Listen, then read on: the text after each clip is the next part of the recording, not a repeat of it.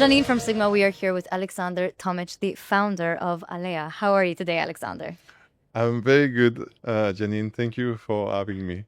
Amazing. So let's dive right in. I want to speak first a bit about aggregation. So obviously, aggregation has become a critical pillar within iGaming. In your opinion, what are the downfalls or what are the biggest challenges that operators are facing at the moment when they are relying on aggregation? It's an interesting question, and I thought a lot about it when I was an operator. I never wanted to work with aggregators because there could be a bottleneck in terms of traffic. Imagine if the aggregators service goes down, your 100 software provider, they go down.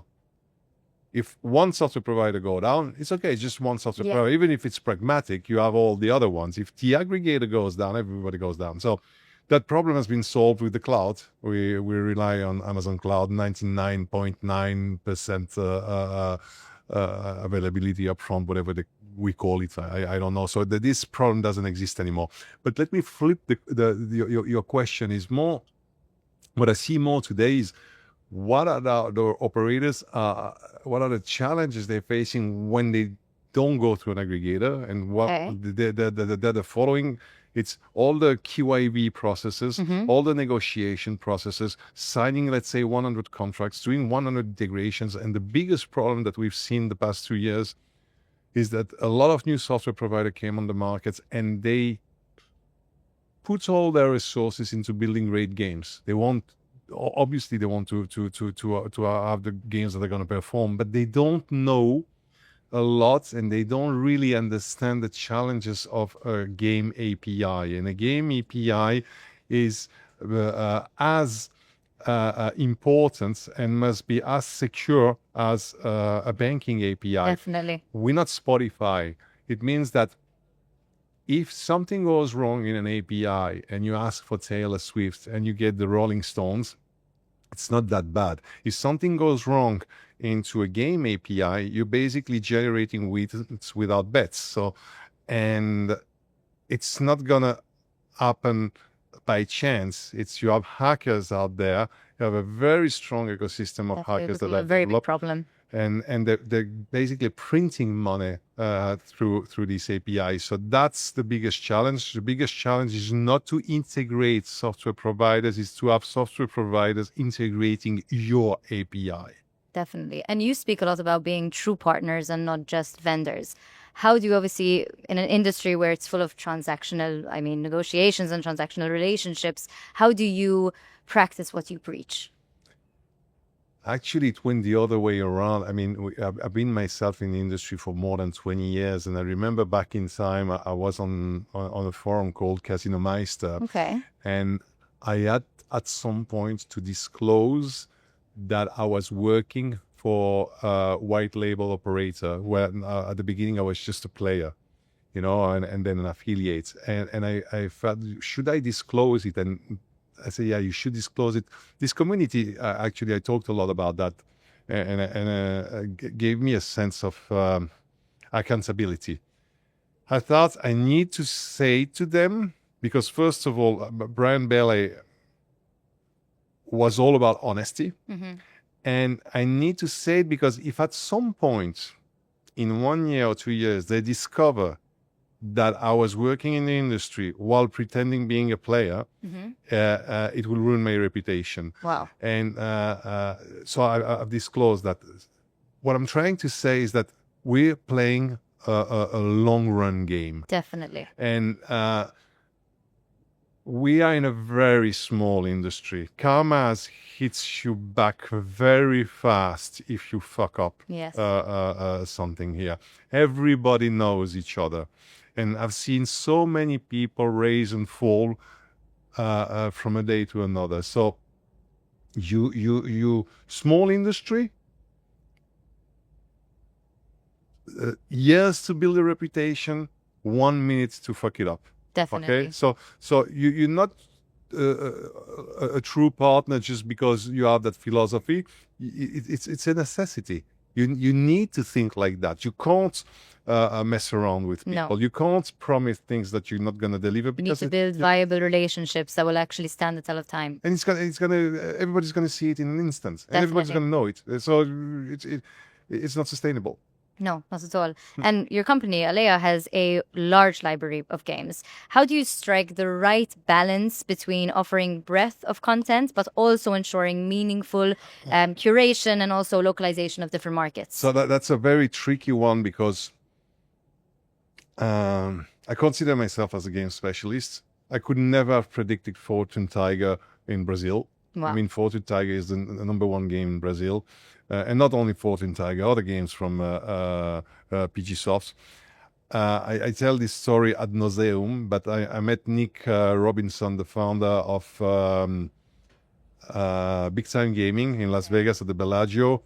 Was introduced to me by Nick Morgan, the founder of Red Tiger Gaming, and I had an operation called Slots Million back in time, and he said to me, "Okay, look at this guy; he's got a good game." And Nick Robinson showed me Bonanza on his mobile phone and said, "Look, this is the next Gonzo killer. Look at the slot, and I'm sorry, I told him." It looks crappy. I mean, the design looked crappy. The banjo music is bad. He said, "Yeah, I recorded banjo myself." I mean, man, you're not going to go anywhere with that. Even if the mats are good, I can't evaluate the mats in 10 spins now during a dinner. But you need to change all the UI of the game. So no, I'm not going to do that. And I say, okay, good luck with that. But I don't think it's going to fly. And it did fly. So I was wrong. I couldn't predict Fortune Tiger neither.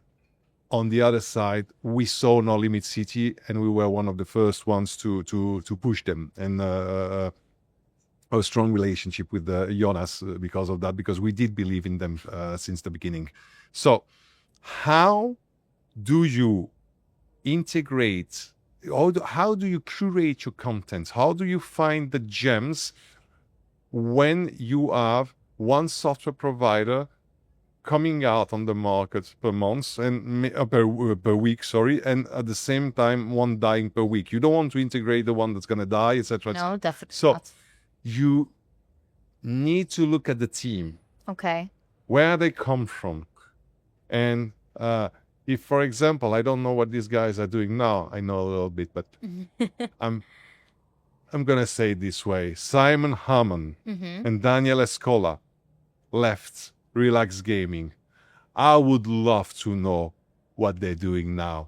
And if they are building a game provider studio, I want to be behind them. Okay, because these guys are fucking legends. Oh, amazing. Right? So that's one part of the answer. The other part of the answer is that David Natroshvili, nobody knew him, and in 2020 during COVID, and he told that in a podcast Under Pressure, he was trying to pitch people to invest 150K in his company for 15%. Wow. And this company is worth $1 billion today. I didn't know that. I was investing back in time in studios. He didn't come to talk to me. And I'm always saying, you know what, even if he came to talk to me, I wouldn't have invested in Square. Or would have said no. Of course, it was a fucking crash game. They existed since 2004 when I came into the industry. 1 year before Smartsoft came with Jetix, I would never have believed in crash games. Wow. I would never have invested there. And guess what? Look what it happened. So it's very, very complex. Definitely. And it's very unpredictable. It shifts your entire perspective into thinking that even if you have been in the game for so long, you never actually know what's going to happen next. It's unpredictable. I mean, you said the right words, and it's non-reproducible. Yeah. That's the other thing. You can, like this group, they make a beautiful song, and you're like, wow, these guys are amazing. And then they make a second song, and it's just really bad. Exactly. It's exactly the same thing. Unpredictable and reproducible. Yes, but that is also the fun side to the industry. Nothing is predictable. Of course. It's fantastic. And it's like Hollywood and like the music industry, it's the same. Everything that has some art inside, and what we're doing, entertainment, there is some art inside, is unpredictable, completely. Definitely. And that's what makes it fun. And we were just talking about your game as well that just entered Brazil and now is #1. How or what did you see others missed out on this opportunity or missed out about the regulated market there? Was there something that maybe you spotted or you just got lucky with that maybe other people missed? So Alea is a Barcelona-based company. Yeah. So we're in Spain. Most of our people, so we're very multicultural company, but most of our employees are Spanish. It doesn't mean just that we speak Spanish. We have a Latino mentality. No, okay? definitely not. And that makes us very close to our Brazilian and Latin customers. That's I think what made a difference.